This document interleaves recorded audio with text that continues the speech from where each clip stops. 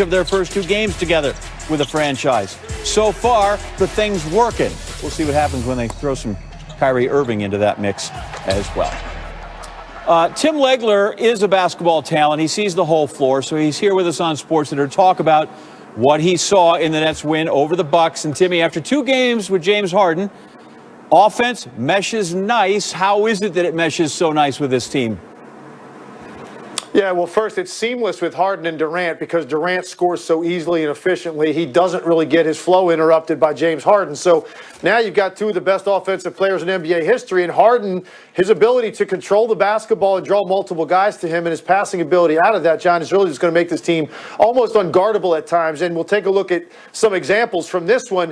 You know, the way that he can get defenses to overcommit to him is special. And this is a perfect example. 2 guards, that should just be a switch on that ball screen, but because it's Harden, you get 2 guys miscommunicate.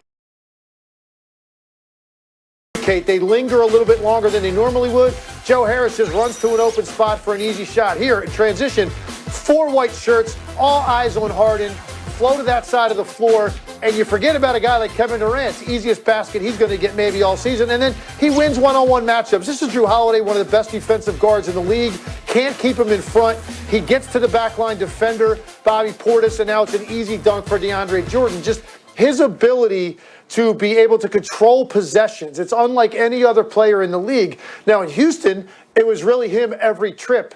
And then you put 4 3-point shooters around him. This is a little bit different now because he draws guys, and when that ball gets swung and now it ends up in the hands of Kevin Durant against a rotating defense or guys closing out and their space, forget it. It's impossible to stop them. So I'm just really impressed 2 games in to how easily these 2 guys have meshed together, and the impact of James Harden is undeniable. The guy's just simply one of the best offensive players at creating offense this league has ever seen, and Brooklyn's now seen it for their first 2 games with him. All right, I've been reviewing the rules. You got KD and you have Harden. You add Kyrie, that's 3. You get 5. I think this is the Joe Harris question, right? How do you fit in the new look Nets rotation if you're not one of those big 3? I texted a buddy tonight, how much would I like to be Joe Harris right now? The guy's not going to take a contested shot all season. It's amazing to be him and living in that world because he's got one of the best strokes in the league already, and now he's in a situation where there's just not enough defenders to find him. If he just stays active, he's going to get all the looks he wants. DeAndre Jordan is a perfect fit at center also with his ability to screen and dive, and even like a guy like Jeff Green, who can play some power forwards for you defensively and take some of the pressure off of KD, but then can step out and space the floor with his 3-point shooting. So I think they've got perfect complementary parts around these 2 guys. Here's the problem. It's not just these 2 guys. You're going to be incorporating Kyrie Irving into the mix, John, and I just don't know, watching that game tonight, how that is possible to incorporate a guy that dribbles the ball that much, that's that dribble dominant.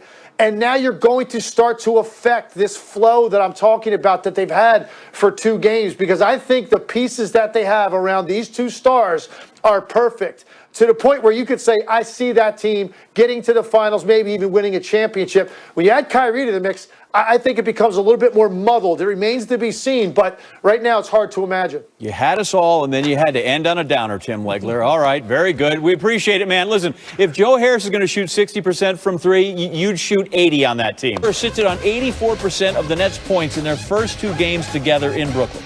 208 out of 247, both victories, and they've picked it up in the 4th quarter in both wins. The pair has scored or assisted on 61 of the Nets' 69 fourth-quarter points. As you'd expect, Steve Nash, good coaching, get it to your best players. Harden now in his 2nd partnership go-around with KD.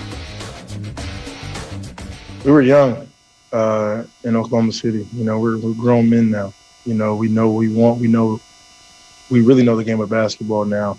You know, we're not those young guys that just run around and want to just shoot and dunk all day. We know the games, we know spots, we know, teams players. We're more advanced. And then for me, as I sit back, I know what type of player Kevin Durant is. He's one of the best players that ever touched a basketball.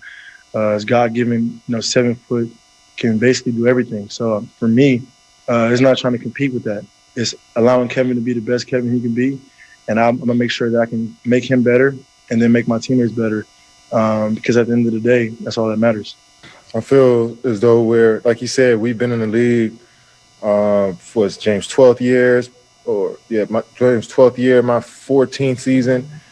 So we pretty much seen every defense, every offensive scheme. We done been in every type of game, playoffs, game sevens, So we done been through a lot in this league, experienced a lot, and for us to bring it together now and combine what we've learned over this time and try to play great basketball, I think it was pretty seamless for us. It was an easy transition, especially with James, handling the ball a lot coming in. So we still trying to, find our way, and, we still got room to improve, but it's a solid start. They're that old. We'll go by the numbers. Shut up, Beavis. Harden and Durant combined for 138 points in their first 2 games there with the Nets. Second most by any 2 teammates in their first 2 games, behind only Wilt Chamberlain and York Lloris, who had 151 in 1961 for the Warriors. The thing is, Wilt had 139. Other dude had 12. Harden becomes the first player ever to get at least 30 points, 10 assists in his first 2 games with a new team, averaging 33 points, 13 assists in his first 2 games with Brooklyn. As you said, no turnovers in the second half after going 9 in the first game and 6 in the first half here. Harden has scored or assisted on 129 points in his first 2 games with the Nets. According to Elias, that's the most by any player in his first 2 games with a team, NBA history. Harden suiting up for the Nets and playing with Kevin Durant. Now, listen, I know they barely squeaked by the Magic, but it was magical what I saw from Brooklyn. Jalen, what did you see from the potential of this Nets nucleus? The NBA that I was born to, that I played so long, needed this so very much. You got the East Coast villain, you got the West Coast superhero in LeBron James. And I was sitting back watching the Derek Coleman, Kenny Anderson throwback jerseys, and I was also watching the Bucks play. And I saw Giannis go 1 for 10 from the free throw line. And you know what I was thinking? KD's winning the East. I love Kevin it. Durant's Come to the winning dark the side. East. Come to the dark side, Mr. Rose. Because you've been talking about the Bucks all season. Come to the dark side. You know how much I love Giannis and Middleton and Drew Holiday. And I've tried to hold out hope, Jacoby, that they were going to win the East. But now James Harden is playing with Kevin Durant and Kyrie Irving. Let me tell you guys would have been more fair at the park. If James Harden would have got traded to the East to play with Joel Embiid.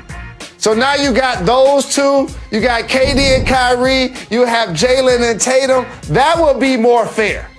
But now you put Harden on the Nets.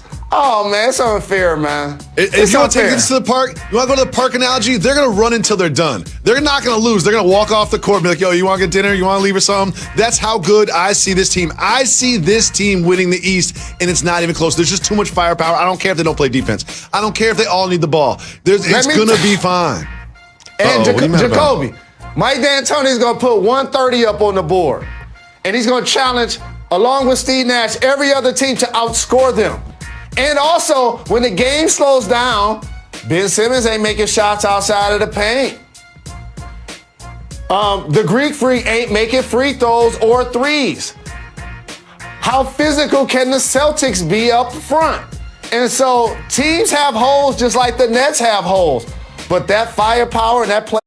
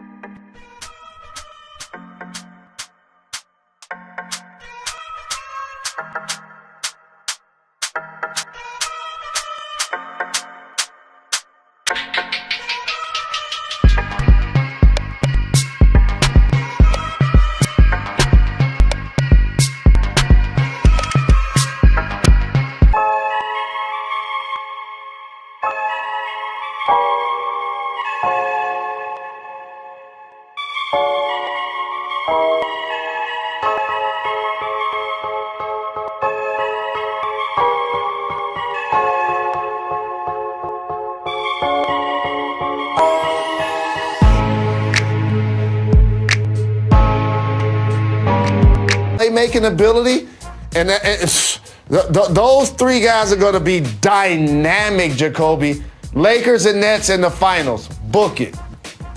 Coming up next, there was one